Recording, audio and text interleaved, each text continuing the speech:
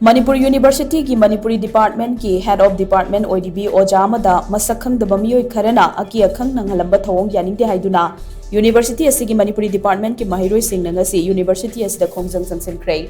Ojada Aki Akhang pibagi thouong yaningde education sector da makhal amatagi ayat apan pibigano amadi maheiroi loop singna meeoi kharagi khudong chaba yengduna thabak tawbigano haiba placard kya sizinaduna chathakiba Khongjang aduga mari lainana University asigi Manipuri Department ki research scholar Oiriba oinam Nitish Kumar kauba maheiroi amana hai tha asigi nipan da masana masabu maheiroi loop amagi meeoi singni haijaba meeoi tara romna University asigi Manipuri Department Head Oiribi ojah amada Aki Akhang nanghankiba amadi thaksi khasi leitaba mongda utkiba lichat adu maheiroi singni yaningde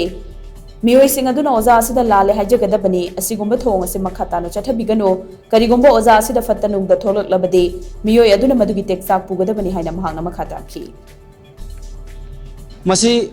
tongan ba issue kaya ama leramba yai habadi department amagi loisang amagi habadi issue mayam leiba yai any application adugi hairiba habadi problem mayam ama leramba yai adumaku madu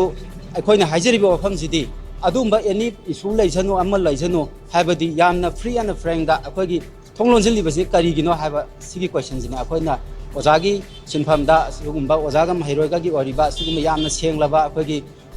maheiroi shangida sumaina laga sugumba thawak thong chathabje masi ni aina yamna kanna yajanindri